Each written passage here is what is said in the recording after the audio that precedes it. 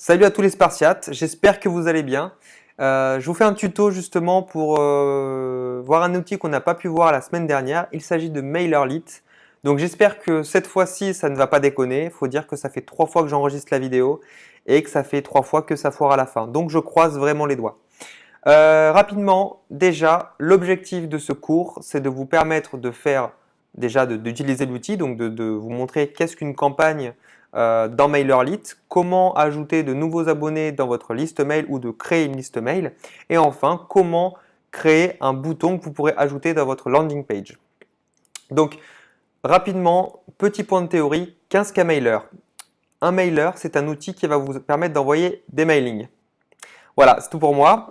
Non, plus sérieusement, c'est un outil qui va vous permettre d'envoyer des mailings, donc un mail à plusieurs personnes. Et le principe, c'est que justement, plutôt que d'envoyer tous les emails à la main, vous allez être globalement bloqué par Gmail ou peu importe le mailer, peu importe la boîte mail que vous utilisez. Et le mailer vous permet d'envoyer, on va dire, mass mail. Et le principe, c'est que le mailer est censé garantir un score de spam assez élevé pour éviter que vous passiez en spam. Le principe et l'intérêt d'un mailer, c'est justement d'avoir une certaine qualité dans le mail et il est garant de cette qualité-là pour vous permettre de ne jamais passer dans les spams et que vos mails soient lus. L'intérêt d'un mailer, c'est bien sûr d'avoir aussi des statistiques sur les différents mails que vous envoyez, autant au niveau des mails que vous avez envoyés que des utilisateurs qui ont interagi avec ce mail. Mais ça, je vous montrerai plus tard, justement directement avec l'outil. Je vous dis à tout de suite et on va directement regarder l'outil en question. Alors, je vous épargne le système de sign-up et de connexion de MailerLite. Je pense qu'on l'a assez vu pendant la semaine. On va directement se connecter à l'interface.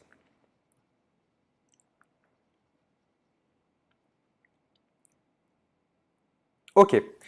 Ici, vous voyez rapidement le dashboard. En haut, dans le menu, vous avez accès aux campagnes, abonnés, formes et automatiques. Je les détaillerai plus tard, sans forcément tous les faire, bien sûr. Le principe du tableau de bord, c'est quoi? C'est de vous faire un rapide résumé sur les grosses informations à savoir sur les différents mails que vous avez envoyés.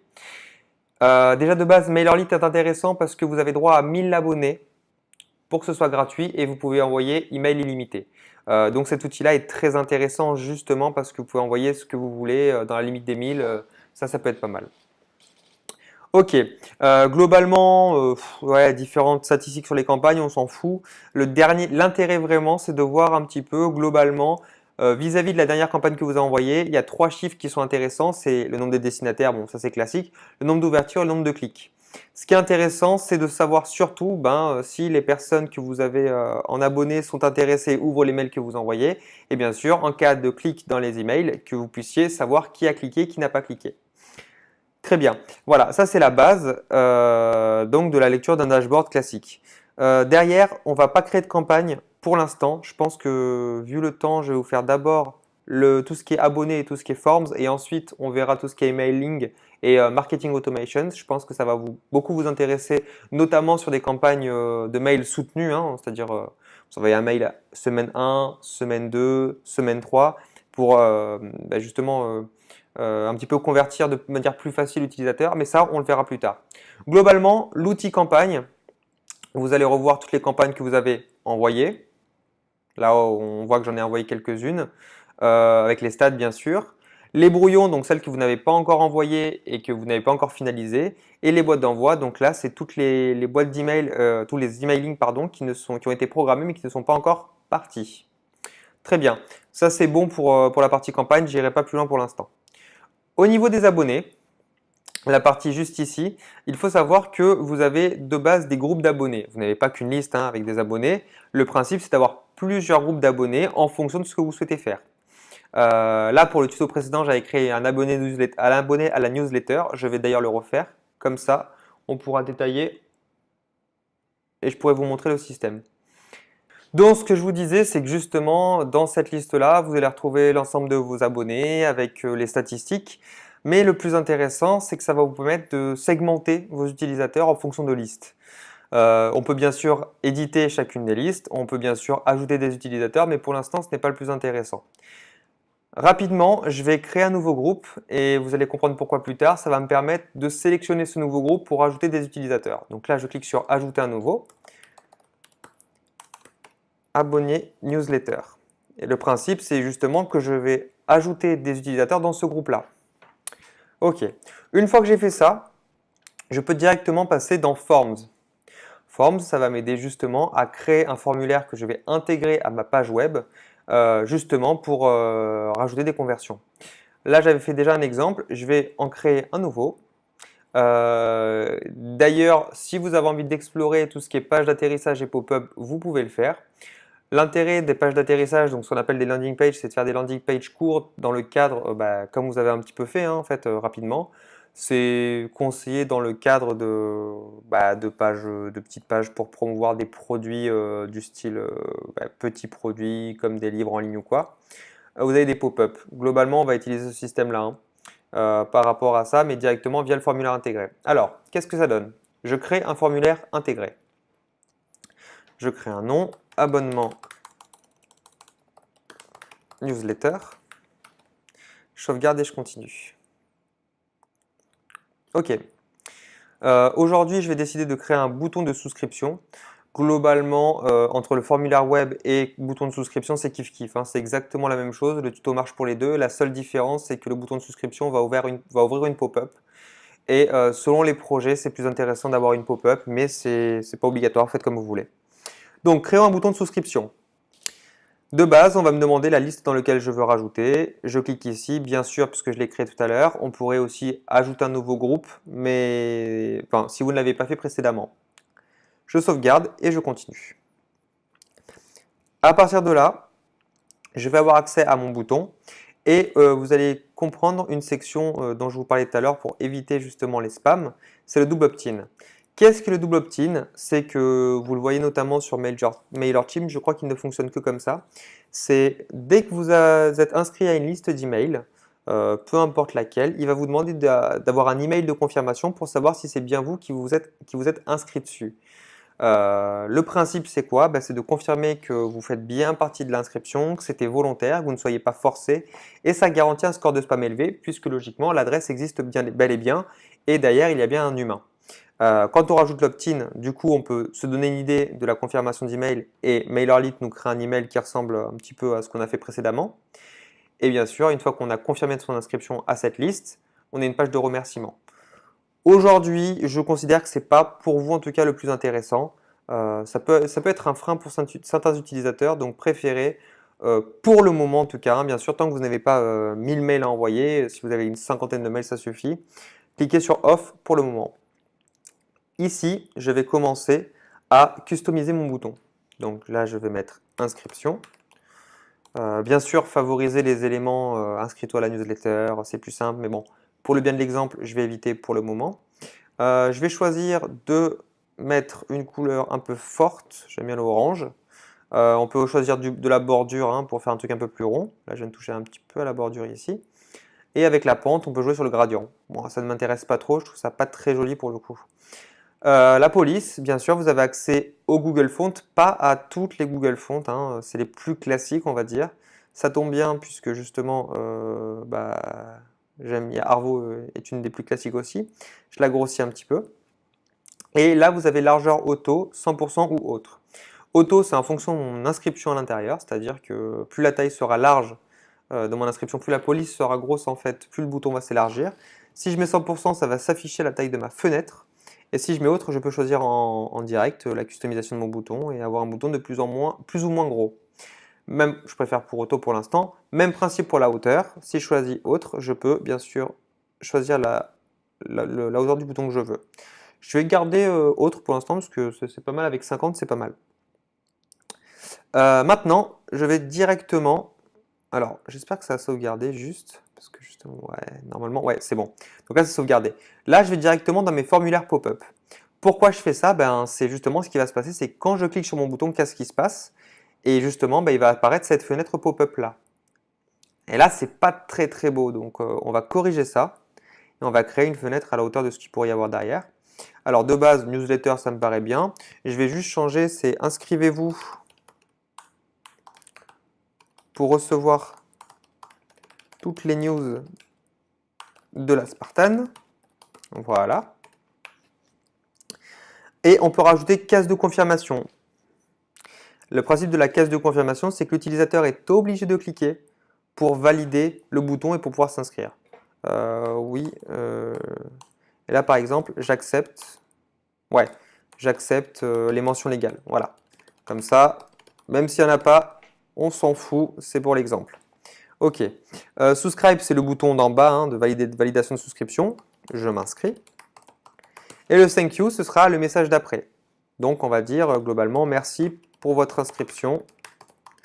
Et ici, n'hésitez pas à recontacter votre utilisateur globalement dans les 24 à 48 heures. C'est important. Ça fait toujours plaisir. Il y a des outils qui vous permettront de le faire de manière automatique. Donc, justement, profitez-en. Et c'est bien, dans le cas d'une inscription, c'est que d'avoir un petit retour assez rapide, ça fait toujours plaisir. Donc voilà, merci pour votre inscription. Vous serez recontacté. Je n'arrive plus à écrire, je commence à être fatigué dans les prochaines 24 heures. Il faut savoir que là, il est 20h30 actuellement. Donc je commence un peu à douiller, la journée a été longue. C'est bon. Là, c'est bon. Je peux enregistrer. Je vais directement aller dans Design pour modifier la tête de la fenêtre. Donc, je peux avoir un système horizontal ou vertical. Ce qui se passe, c'est que le bouton va juste se déplacer. Hein. Dans le cadre du projet de Nicolas, notamment, j'ai vu qu'il y avait un formulaire avec un email et un bouton. Ça peut être intéressant dans son cas. Ensuite, je peux modifier aussi le système d'email. Je peux le rentrer dedans ou à l'extérieur. Ça, c'est à vous de voir. C'est au choix graphique de la personne. Je peux toucher à la largeur de la fenêtre. Je peux changer le fond. On peut avoir un truc un peu agressif. Voilà, comme ça fait un petit peu abeille. Ouais, voilà, comme ça. Parfait. Et tout le reste, hein, couleur du bouton, couleur des inputs, c'est en gros ce qui va se passer quand je vais écrire. Donc dans la fenêtre ici. Enfin bref, rien de particulier. Fond de la page, ça peut être intéressant, même si dans le cas de Unbound, c'est pas vraiment pris en compte. Donc voilà, peu importe, pour l'instant on va pas le mettre. Ok, très bien. Au niveau des champs, très important, choisissez les champs que vous voulez faire apparaître dans cette fenêtre-là. Champ email pour champ email, c'est bien, mais vous pouvez profiter pour en rajouter plus, pour penser notamment à axer la communication en fonction des éléments, notamment du nom de la personne. Si par exemple je vous envoie salut Vincent, c'est toujours plus intéressant que salut, tu t'es inscrit, blablabla. Donc voilà, pensez à personnaliser et surtout quand vous rajoutez name et last name, évitez absolument de mélanger, de confondre le lien name et last name, donc le nom et prénom. Pourquoi ? Parce que justement, les personnes ne vont pas savoir si elles vont mettre le nom ou le prénom en premier. Elles vont potentiellement le mettre en majuscule, tout en majuscule, et ça va être très compliqué ensuite pour les trier. Vous pouvez vous retrouver avec des doublons sans le vouloir et sans le savoir, c'est-à-dire que vous avez les noms inversés et vous avez la même information deux fois. Bien sûr, vous pouvez changer l'intitulé du nom, l'intitulé du label, là vous voulez name nom, enfin prénom, et le mettre en requis si nécessaire. Hop, requis, merde, pardon, requis. Comme ça, c'est obligatoire de le cocher. Bien sûr, dans ce cadre-là, je préfère avoir le prénom au-dessus de l'email, c'est plus logique, j'ai juste à le remonter en cliquant ici. Hop, c'est bon. Enfin, le groupe, comme tout à l'heure, hein, on peut mettre plusieurs groupes, mais on voit toujours que mon abonné à la newsletter, il est toujours présent. Par contre, vous n'avez pas de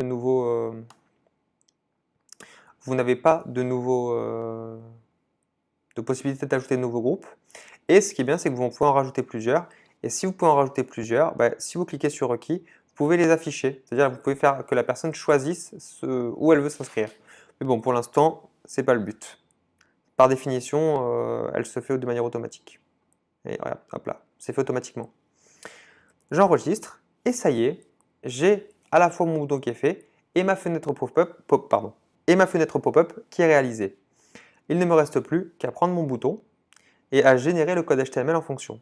Dans ce cas-là, je clique sur sauvegarder et obtenez votre code HTML. Hop! Et c'est bon. Alors, vous avez deux types de code, le JavaScript ou l'HTML. Je vous conseille globalement de prendre le JavaScript. L'HTML sera lu de partout, mais le JavaScript c'est cool aussi, maintenant c'est accepté de partout. Et dans le cas d'Unbound, ça fonctionne très bien. Donc copiez-le dans le presse-papier, copiez. Et maintenant, on va aller sur Unbound. Nous voilà sur la page Unbound de votre page perso, donc la landing page. Je vous rappelle comment on s'y retrouve. Vous venez de vous connecter à votre page, vous prenez la page que vous souhaitez éditer vous cliquez dessus et vous allez dans Edit. Et à partir de là, on va récupérer ce qu'on appelle un objet HTML. Donc, je vais retirer ce bouton ici et je vais en mettre un autre à la place. Donc, je prends l'outil Custom HTML, je le sélectionne, je le déplace et à partir de là, j'ai une fenêtre HTML qui s'ouvre. Il me suffit juste copier-coller, je valide et c'est bon. Par contre, dans le placement, attention, c'est que votre bouton il sera toujours pris par le point en haut à gauche. En développement, le point en haut à gauche correspond à x0, y0. C'est un point de coordonnées qui va générer tout ce qui va s'afficher dans votre page. C'est vrai autant pour le code que pour l'affichage que pour tout. Ce qu'il faut savoir, c'est que votre bouton, du coup, il va se placer à petit peu près comme ça. Et il est très possible qu'en fonction de la taille que vous lui donnez, il va être déplacé et pas forcément centré. Voilà. Je le réduis, j'essaie de le placer comme je peux. Je sauvegarde et on va voir si ça fonctionne. Je le publie.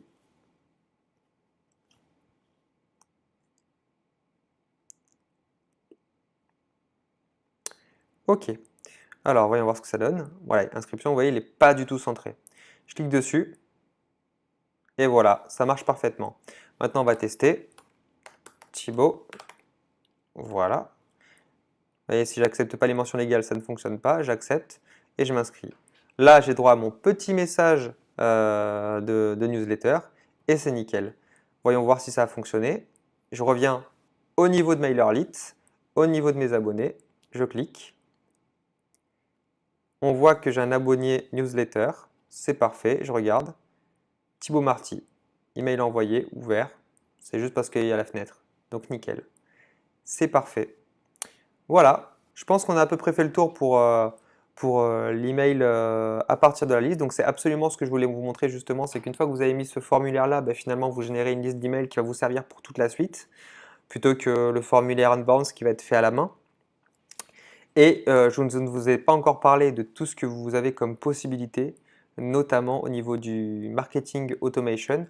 Donc rapidement, pour vous faire un petit teasing pour les prochaines fois, je vais vous permettre de faire un système qui va vous permettre d'automatiser certaines fonctionnalités, notamment de pouvoir mettre des conditions dans l'envoi des mails, à savoir quand je reçois un mail, quand j'ai des délais en fonction des conditions ou des actions que l'utilisateur fait sur ma page, je vais pouvoir enchaîner avec un mail. Aujourd'hui, par exemple, j'ai mis comme automation que dès que quelqu'un s'inscrit sur la newsletter de mon site, il reçoit directement un mail dans sa boîte mail. Mais bon, ça je vous le montrerai une prochaine fois. Quant à moi, je vous laisse et je vous dis à une prochaine fois pour un prochain tuto et je vous embrasse tous et j'espère que ça se passe tous bien pour vous. Allez, salut!